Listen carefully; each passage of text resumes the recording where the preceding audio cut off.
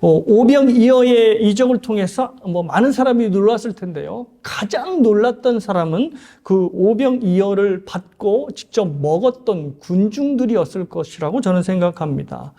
말도 안 되는 굉장히 작은 음식으로 직접 이들이 배를 채우는 모습을 스스로 확인하면서 아마 이들은 굉장히 큰 충격에 빠졌을 것 같습니다.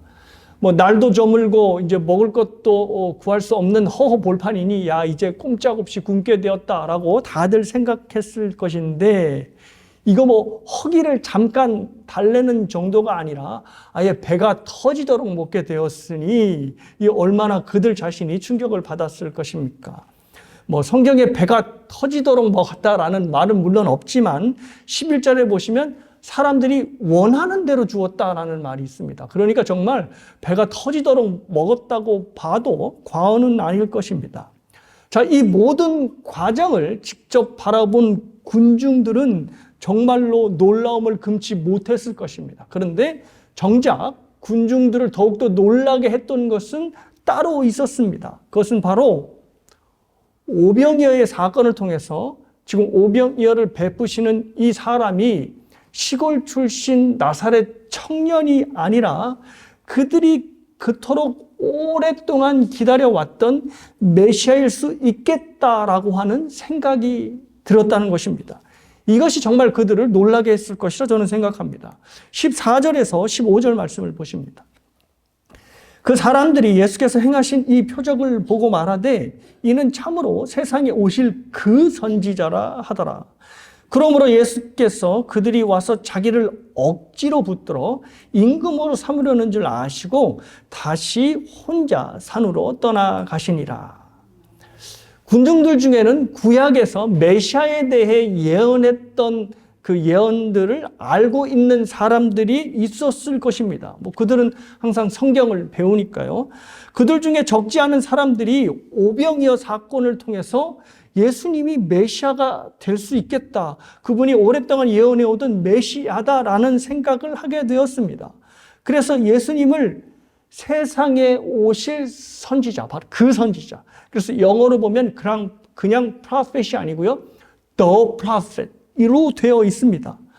여러 선지자 중 하나가 아니라 바로 콕 집어서 그 선지자, 즉 모세가 예언했던 그 선지자라고 생각하는 것입니다. 근데 이들이 생각한 추측이 바로 타당합니다. 왜냐하면 신명기 18장 15절의 말씀을 보시면 이런 말씀이 있습니다. 내 하나님, 모세가 설교한 건데요. 내 하나님 여호와께서 너희 가운데 내 형제 중에서 너를 위하여 나와 같은 선지자 하나를 일으키시리니 너희는 그의 말을 들을지어다 라고 당부를 하였습니다. 신명기는 여러분이 잘 아시는 대로 가나안 입성을 앞두고 모세가 이스라엘 백성들에게 이제 설교로 당부를 하는 내용입니다. 그런데 그 내용에 너희 중에 하나님께서 선지자 하나를 세울 것인데 그의 말을 너희들은 순종하라라는 말을 이제 설교를 한 것입니다. 당시 그 설교를 들은 이스라엘 백성들은 이제 누구를 떠올렸을까요? 당연히 여호수아를 떠올렸을 것이라고 생각합니다. 왜냐하면 모세 리더십을 여호수아가 받아서 이제 이행을 하니까 말입니다. 그래서 하나님의 말씀을 여호수아도 받아서 백성들에게 전하고 그대로 실행을 하니 형제들 중에 세우는 선지자가 당연히 여호수아겠구나 이렇게 생각을 했었을 것입니다. 그리고 전체적인 배경을 모르는 우리들도 모세 다음에 여호수아니까 그 선지자가 바로 여호수아겠구나라고 생각을 했을 것입니다. 자, 그런데 신명기의 마지막을 보면 그 선지자가 여호수아가 아니라는 것을 드러냅니다. 신명기 34장 9절에서 12절을 제가 읽어드릴 텐데요. 들어보십시오. 모세가 눈의 아들 여호수아에게 안수함으로 그에게 지혜의 영이 충만하니 이스라엘 자손이 여호와께 와서 모세에게 명령하신 대로 여호수아의 말을 순종하였더라. 그 후에는 이스라엘에 모세와 같은 선지자가 일어나지 못하였나니 모세는 여호와께서 대면하여 아시던 자요 여호와께서 그를 애굽 땅에 보내사 바로와 그의 모든 신하와 그의 온 땅의 모든 이적과 기사와 모든 큰 권능과 위엄을 행하시게 하심에 온 이스라엘의 목전에서 그것을 행한 자이더라. 자, 분명히 여호수아가 모세의 뒤를 이끌게 되었고 그래서 백성들은 여호수아의 말에 순종하게 되었다라고 하는 말이 분명히 나오는데, 그래서 모세가 말한 선지자가 바로 그 선지자이겠구나라고 하는데, 그 다음 절을 보니까 뭐라고 되어 있죠? 그 후에는 이스라엘에 모세와 같은 선지자가 일어나지 않았다라고 말하고 있습니다. 그러니까 여호수아가 모세가 앞서 얘기했던 바로 그 선지자가 아니라는 말이지요. 여러분들도 여호수아 인생을 이미 잘 아시다시피 여호수아는 사실 모세처럼 권능과 어떤 능력으로 많은 사람들 앞에서 이적을 행한 사람은 아닙니다. 그러니까 가나안 정복 전쟁에서 그가 군대 장관으로 활약을 했다 하더라도 모세와 같은 권능으로, 그렇죠? 모세는 하나님께 권능을 받아서 그 유명한 10가지의 재앙을 내리죠. 물론 하나님이 내리셨지만 말 그대로 엄청난 권능과 또 힘으로 이적들을 사람들 앞에서 행한 사람입니다. 그런데 여호수아는 그렇지 않았잖아요. 그러니 당연히 그 말을 하는 겁니다. 그래서 사람들은 모세가 예언한 선지자가, 그 선지자가 여호수아가 아니구나라는 것을 알게 되었고, 그리고 그러면 모세가 예언했던 바로 그 선지자가 메시아가 아닐까라고 생각을 하였습니다. 그래서 정말 모세가 얘기한 대로 모세가 예언한 그 선지자가 오면 모세가 행한 대로 능력을 받아서 엄청난 이적을 행할 것이다 라고 하는 합리적인 메시아에 대한 추측을 하고 있었습니다. 그리고 랍비들도 이 메시아에 대해서 가리킬 때 뭐라고 가리켰냐면, 이 본문을 이용하여서 정말로 메시아가 오면 모세처럼 너희들 앞에서, 백성들 앞에서 엄청난 기적, 이적들을 행할 거야 라는 것으로 랍비들이 이 메시아에 대해 가르쳤다고 합니다. 그리고 그 많은 이적들 중에, 그러니까 메시아가 베풀 이적들 중에 모세가 했던 이적 무엇을 언급했냐면 하늘에서 만나가 떨어지는 것. 하늘에서 만나. 그러니까 모세가 만나를 사람들에게 먹였잖아요. 그러니까 그것처럼 모세가 예언한 그 선지자가 오면 그 선지자도 똑같이 모세와 같이 아마 많은 사람들을 만나로 먹일 것이다 라고 하는 가르침을 이 랍비가 이스라엘 백성들에게 주었다는 것입니다. 그래서 여러분들이 14절을 보시면 예수님을 그 선지자라고 백성들이 딱 한 번에 알아보게 되었고, 또 31절에 이것을 뭐랑 연결시키냐면 조상들이 먹었던 만나를 연결시키고 있습니다. 그러니까 메시아가, 그러니까 모세가 예언한 바로 그 선지자가 메시아가 되는 것이고, 그 메시아가 모세처럼 엄청난 이적을 행할 것인데 그 이적 중에 하나가 바로 만나가 될 것이다라고 하는 이제 가르침을 받았고, 그것을 누구에게 적용하는 건가요? 지금 예수님께 딱 적용을 하고 있습니다. 그러니 많은 사람들이 모세를 보고, 예수님을 보고 모세가 예언한 바로 그 선지자다 라고 한 것입니다. 왜냐하면 오병이어를 보면서 뭐를 연상했으니까요? 수많은 사람들이 먹는 만나 사건으로 이게 오버랩이 되었기 때문입니다. 그래서 메시아는 왕이란 뜻이잖아요. 그러니까 그를 억지로 본문에서 읽었던 처럼 왕으로 세우려고 했던 것입니다.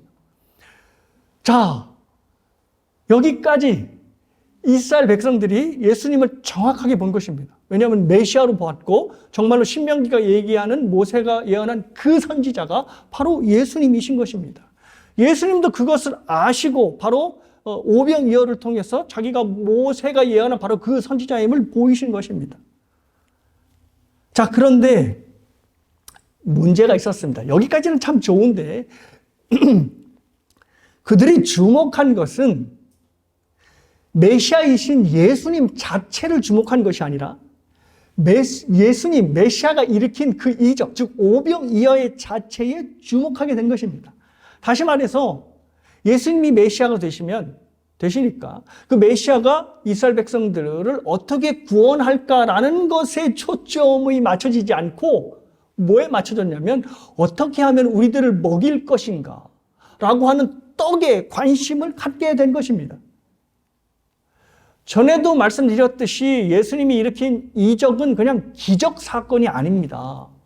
그것은 예수님께서 백성들에게 전하고자 하는 뜻, 메시지를 담겨 있기에 그것을 이적, 기적이라고 하지 않고 뭐라고 그랬죠? 요한복음에서 표적, 사인이라고 했습니다. 그러니까 오병이어도 역시 예수님께서 이적을 통해서 나는 하나님의 아들이야 라고 하는 단순한 메시지를 던지는 것이 아니라 오병이어의 기적 속에 예수님이 전하고 싶은 메시지를 담아서 표적을 이제 사람들에게 보여주는 것입니다.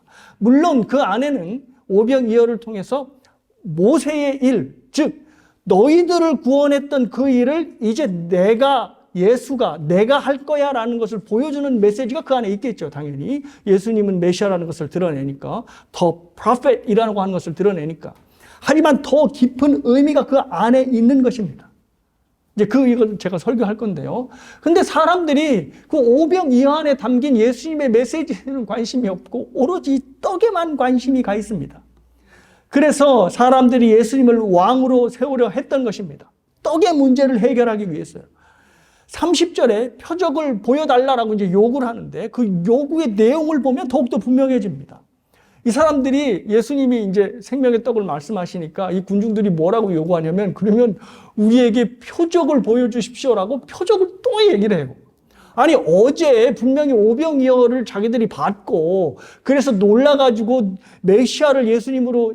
예수님을 메시아로 모시려고 막 끝까지 쫓아왔는데도 예수님 앞에 또 표적을 달라고 요구를 하는 것입니다. 그러면서 뭐라고 수군거려요? 이렇게 수군거립니다. 41절 이하를 보니까 저 사람이 어디에서부터 온 건지를 아는데, 다시 말해서 저 사람이 마리아와 요셉의 부모를 두었고 거기서부터 나왔는데 왜 하늘에서부터 왔다고 자꾸 얘기를 하느냐라고 수군거리는 것입니다. 뭐 당연한 수군거림입니다. 왜냐하면 하늘에서 왔다는 이야기는 예수님이 뭐란 얘기죠? 하나님이라는 얘기입니다. 이거는 굉장히 유대인들에게 큰 바더가 되는 얘기예요. 왜냐하면 당시 유대인들은 하나님을 유일하신 한 분 하나님으로 믿고 있거든요. 자, 우리는 뭐라고 신앙 고백을 하죠? 하나님은 한 분이시지만 하나님은 성부와 성자와 성령 세 위격으로 계신다라고 삼위일체로 고백하지요. 근데 이게 유대인들한테는 통하지 않는 겁니다. 물론 구약에는 추측해보면 삼위일체라는 것을 유추할 수 있지만 삼위일체라는 근거가 상당히 부족하거든요. 그래서 그들은 유일신, 하나님은 한 분이라는 것만 생각했습니다. 그런데 예수님 지금 뭐라고 얘기해요? 나는 하늘에서 내려왔다. 다시 말해서 하나님이다 라고 얘기를 하는 겁니다. 그 앞선 본문에서도 하나님을 친아버지로 얘기해서 문제가 됐죠. 왜냐하면 그것이 당신이 하나님이라고 얘기하는 거니까 유대인들에게 큰 바드가 됐다는 겁니다. 자, 그래서 여호와는 한 분이시고 그 하나님이 아브라함과 이삭과 야곱의 하나님이라고 굳게 믿고 있었는데 예수님이 나는 하늘에서 왔다라고 자신이 하나님됨을 얘기를 하니 받아들이지 못하는 것입니다. 자, 그렇다면 유대인들은 어떤 메시아를 기다렸냐? 바로 모세와 같은 선지자 사람을 메시아로 기다렸던 것입니다. 여러분이 아시다시피 모세는 이스라엘을 애굽의 압제에서 구원해낸 일종의 그 구원자인 거죠. 그런데 사람입니다. 자, 그러니까 모세가 예언한 그 선지자 메시아도 당연히 사람일 걸로 생각하고 모세가 이스라엘을 애굽의 압제에서 구원했듯이 모세가 예언한 그 선지자는 분명히 지금 로마의 압제에서 이스라엘을 구원해낼 것이다 라고 생각했던 것입니다. 모세가 사람이었으니 그 뒤를 이을 그 선지자 역시도 사람이다라고 생각한 것입니다. 그런데 예수님이 나는 하늘에서 왔다라고 하니 수군대는 것입니다. 하늘이 아니라 요셉과 마리아에게서 나온 사람인데 왜 하늘에서 내려왔다라고 하지? 라고 하면 계속 수군대는 겁니다. 이 수군대는 사람들에게 예수님이 핵폭탄 같은 선언을 하십니다. 53절과 55절의 말씀입니다. 예수께서 이르시되 내가 진실로 진실로 너희에게 이르노니 인자의 살을 먹지 아니하고 인자의 피를 마시지 아니하면 노이 속에 생명이 없느니라.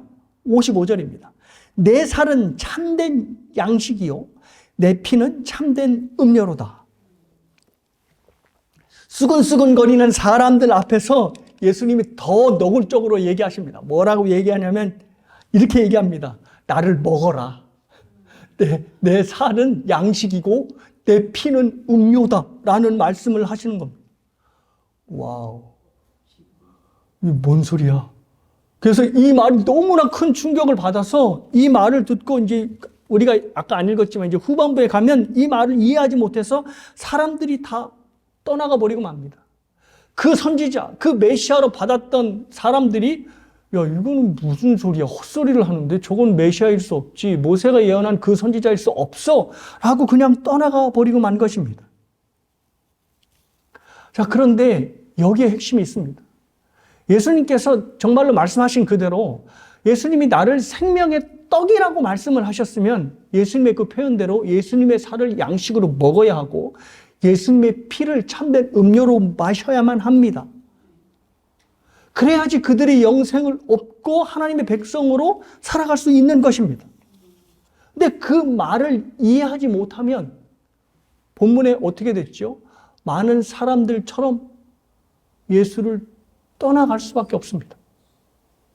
교회에 아무리 오래 다녀도 모태신앙이라고 하여도 그리고 엄청난 직분을 가졌다고 하여도 예수님의 살을 먹고 예수님의 피를 마신다고 하는 이 의미를 모르고 그리고 그 의미를 삶에 적용하지 못하면 그는 예수를 떠난 삶을 살 수밖에 없다는 말입니다.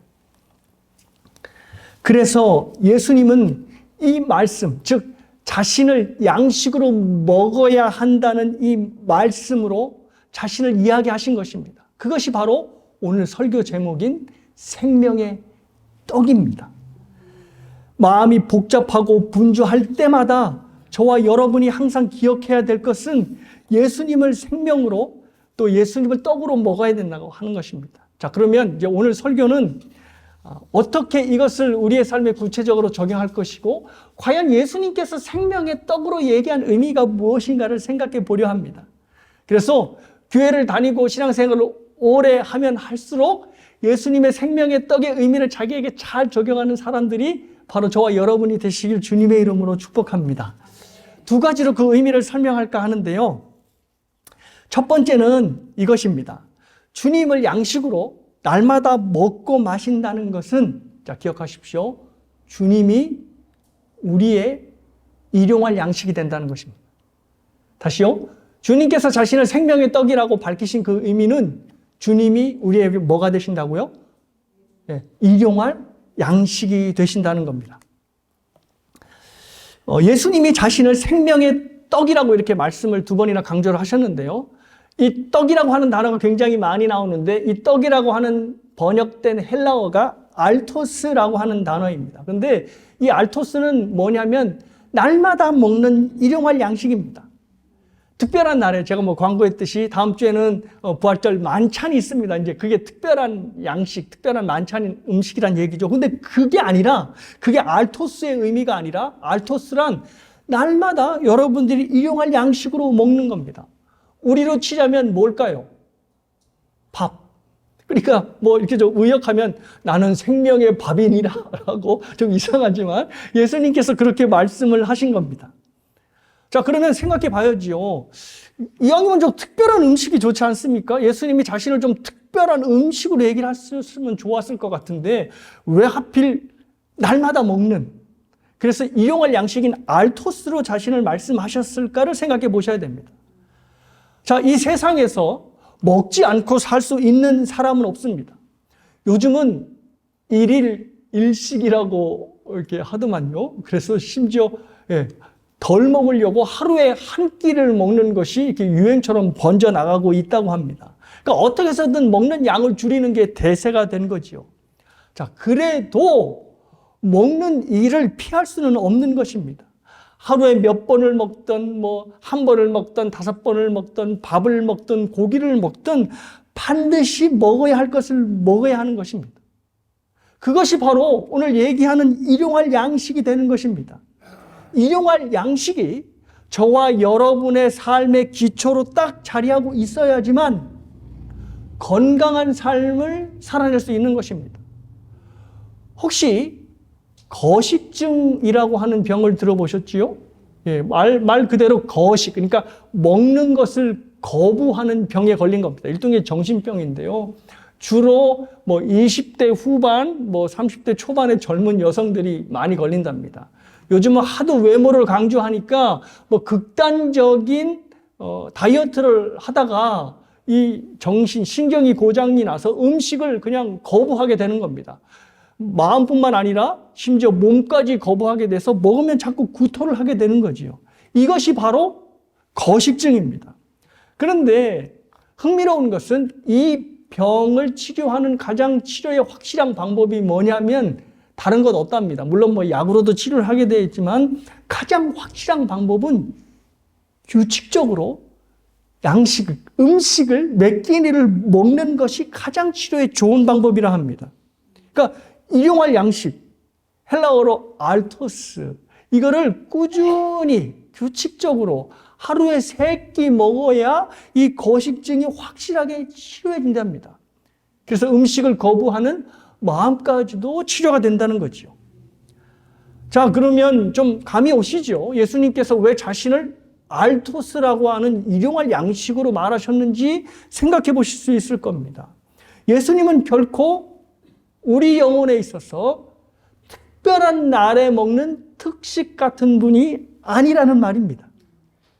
예수님께서 자신을 알토스, 즉 일용할 양식으로 말씀하신 것은 너희는 나를 일용할 양식으로 몇 끼니 먹어야 한다.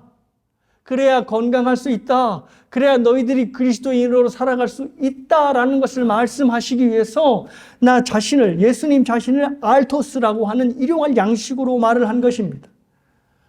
우리가 주어진 일상을 살아내기 위해서는 반드시 일용할 양식을 먹는 것이 우리의 삶의 기초로 깔려 있어야 하듯이 우리가 그리스도인으로 살기 위해서는 예수 그리스도께서 우리의 삶에 알토스, 즉 일용할 양식으로 기초로 자리하고 있어야 한다는 것입니다.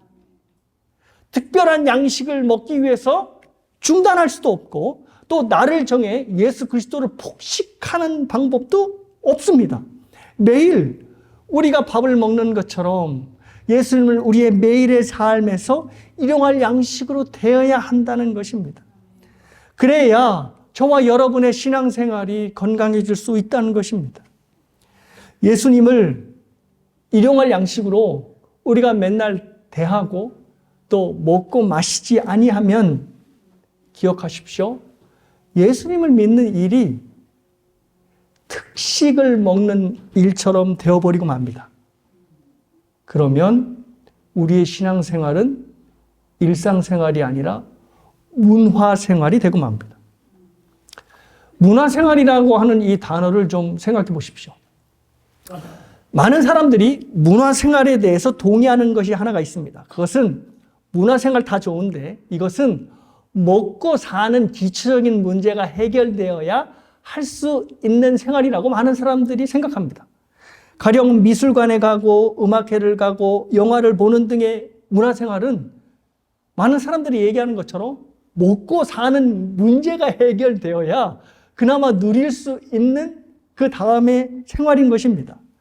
그러니까 저도 이 생각에 동의하는 것이 한번 생각해 보십시오. 어떤 사람이 한 끼니를 제대로 먹을 수 없어 굶는 사람이 극장에도 가고 음악회도 가고 미술관에 간다고 그러면 그리고 정말 돈이 없어서 자식들이 굶어가고 있는데 나는 그래도 문화생활을 해야지라고 하면서 극장에 가고 미술관에 간다고 그러면 많은 사람들은 그를 칭찬할 것이 아니라 저 사람 어떻게 된 거 아니야? 라고 생각하는 겁니다. 왜냐하면 문화생활은 정말 먹고 사는 문제가 해결이 되어야 그 다음에 영위하며 누릴 수 있는 것이 문화생활이기 때문에 그렇습니다. 자, 그런데 뭐라고 제가 아까 염려했죠? 우리들의 신앙생활이 문화생활처럼 될 수 있다는 겁니다. 먹고 살만 해야, 그리고 통장에 적어도 얼만큼 있어야 이것저것 고민할 문제 없고 좀 마음이 평안해야 비로소 신앙생활을 할 수 있다? 이렇게 생각하는 겁니다. 그러니까 모든 것이, 그러니까 아까 문화생활이 모든 것이 안정돼야 할 수 있다고 그랬잖아요. 그러니까 신앙생활도 모든 것이 좀 안정이 되어야 제대로 예수를 믿을 수 있다라고 생각을 하는 겁니다. 그래서 교회 좀 나오셔야죠. 신앙생활 좀 잘 하셔야죠. 라고 권면을 드리면 뭐라고 많이들 얘기하냐면, 아유, 제가 바빠서 겨를이 없어요. 마음이 좀 안정되면, 삶이 좀 차분해지면 그때 교회도 나오고 신앙생활도 열심히 하겠다. 라고 하시는 분들이 적지 않습니다. 정말이에요. 왜 그렇게 얘기할 수밖에 없을까요? 바로 일용할 양식의 문제입니다. 예수님을 알토스, 즉 우리가 먹고 싶지 않아도 때로는 아유 이거 먹어야지 힘을 내고 일도 하지 먹어야 되고 때로는 우리가 끼니 식사를 우격우격 밀어넣잖아요. 왜냐하면 일용할 양식을 먹어야 사니까. 근데 예수님을 그렇게 생각하지 않고 뭐처럼? 문화생활처럼 그리고 어쩌다 먹는 특식처럼 생각을 하니 모든 것이 안정이 된 후에 할 수 있는 것이 바로 신앙생활이다 이렇게 생각하는 겁니다. 여러분들 중에는 그런 분들이 한 분도 없길 바라요. 기억하십시오. 신앙생활은 모든 것이 다 구비된 후에 이제 좀 교회라 한번 다녀볼까? 라고 할 수 있는 문화생활이 절대 아니라는 말입니다. 먹기 싫어도 때로는 밀어 넣어야 하는 매 끼니의 식사처럼 말씀 듣고 기도하고 교회에 나와 믿음의 식구들과 서로 교제하면서 하나님을 경배하는 것, 이것이 저와 여러분의 삶의 기본에 아주 근간으로 깔려 있어야 한다는 것입니다.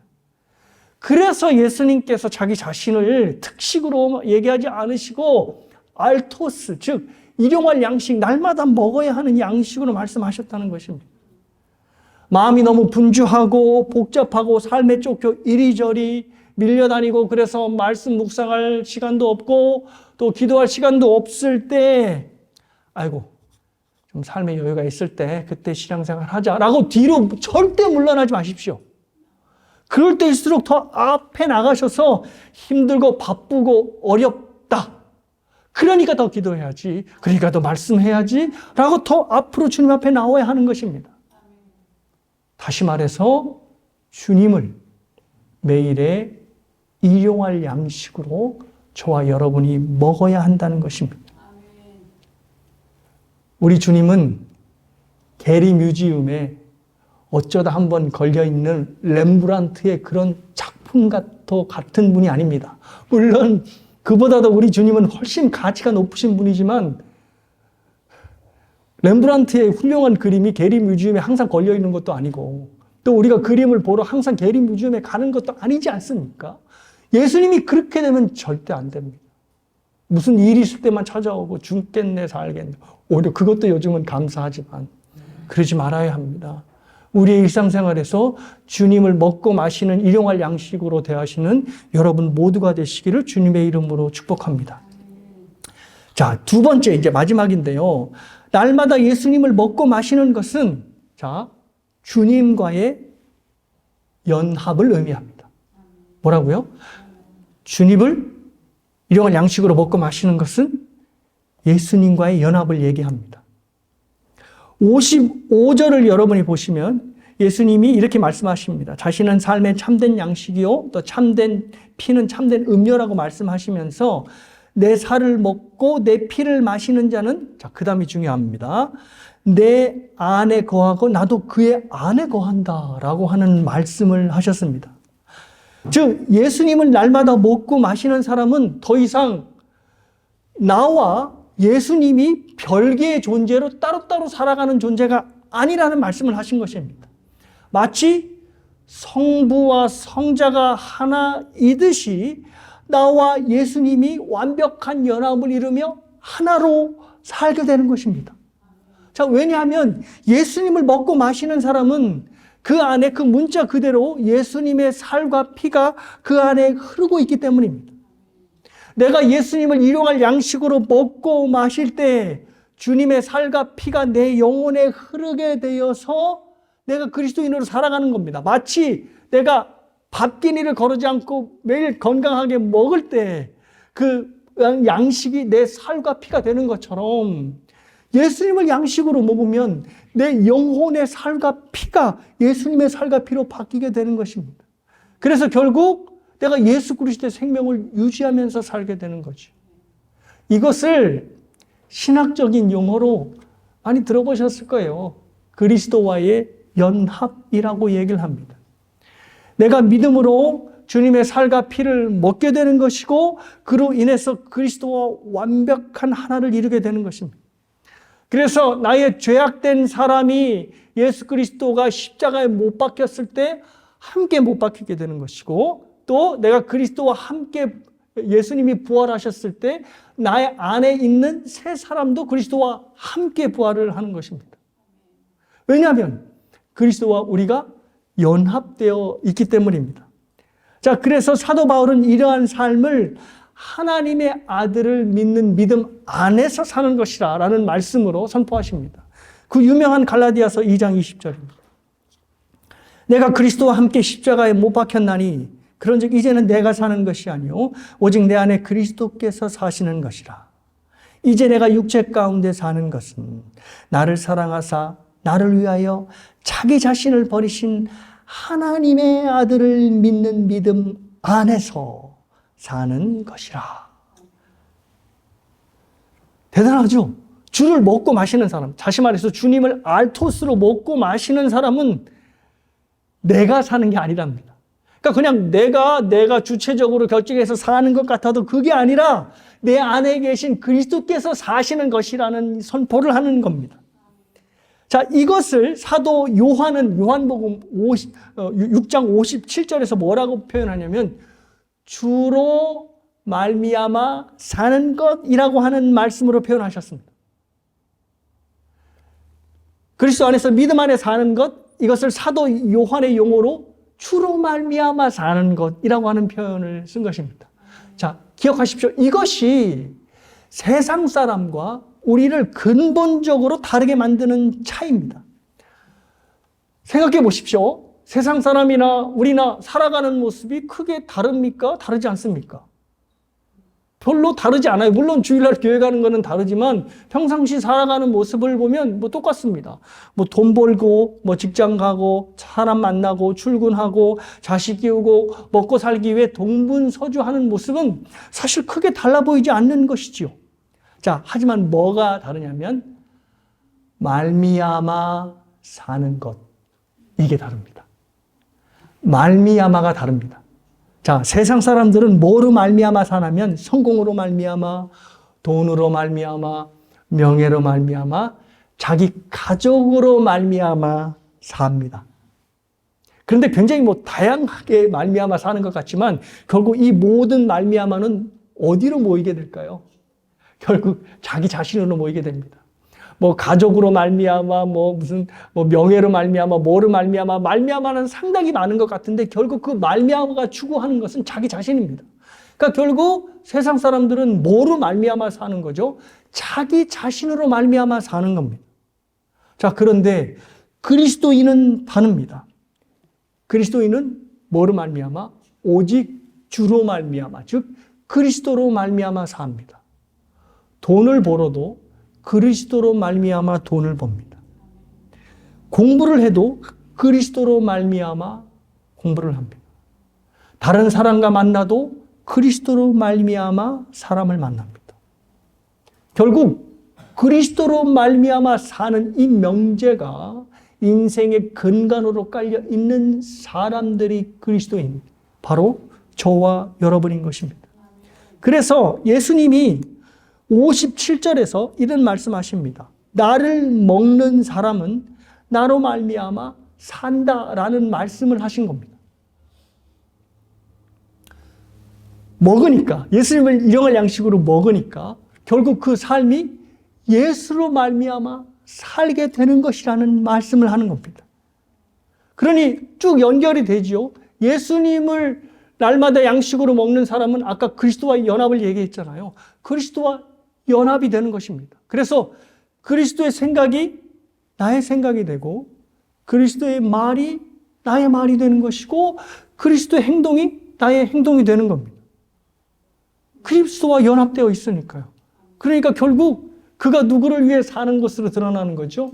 그리스도로 말미암아 사는 것이라는 말을 할 수밖에 없는 것입니다. 근데 더 놀라게 하는 그 의미가 이 구절 안에 들어 있습니다. 예수님은 일용할 양식으로 먹는 사람을 나로 말미암아 사는 사람이다라고 얘기하는데 그거를 뭐와 비교하냐면 뭐랑 비교하죠? 내가 아버지 안에 있는 것과 같은 것으로 비유합니다. 즉 성부와 성자 하나님이 완벽하게 연합되어서 서로 교통하는 하나의 관계를 누구에게 투영치고 있냐면 우리랑 예수 그리스도와의 관계로 투영치고 있는 겁니다. 와, 이게 가능하다고요? 가능합니다. 예수님이 그렇게 말씀하셨으니까. 그래서 이게 그러니까 삼위일체 하나님이 서로 완벽하게 교통하는 것을 교통이 삼위 하나님의 이슈가 아니라 즉 우리와 예수님과의 이슈라고 하는 말이 바로 여기에서 나오는 겁니다. 우리가 예수 그리스도와 연합하고 하나를 이루는 것이 바로 성부와 성자가 연합되어 서로 교통하여 하나가 되는 것과 같은 것이라는 말입니다. 이게 얼마나 대단한 선포인지 모르겠습니다. 이것이 어떻게 가능하냐면 바로 주님을 일용할 양식으로 먹어서 주님의 살과 피가 우리의 살과 피가 돼서 주님과 완벽하게 연합을 이루기 때문에 이것이 가능하다는 말입니다. 그래서 하이델베르그 교리문답을 보시면요. 예수님의 살과 피를 먹고 마신다는 의미를 이렇게 규정을 했습니다. 그 설명이 많은데 제가 한 부분만 땄습니다. 어떻게 해석을 하냐면 비록 그리스도는 하늘에 계시고 우리는 땅에 있다 할지라도 우리는 그의 살 중에 살이요 그의 뼈 중에 뼈라고 말을 하는 겁니다. 이게 우르시우누스라고 하는 분이 이 하이델베르그 교리문답을 작성하셨는데요. 와, 저는 하이델베르그 교리문답을 볼 때마다 기가 막혀요, 그 표현이.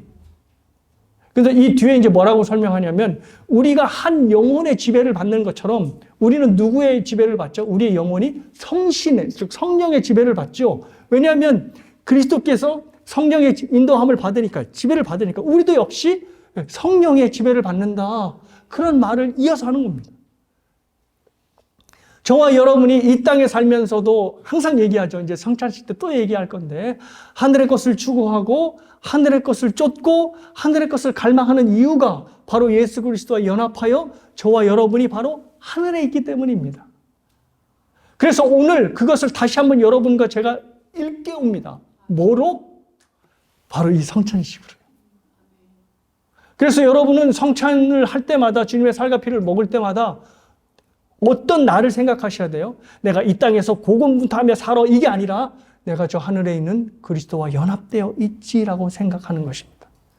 그거를 생각하시며 성찬을 대하셨으면 좋겠습니다.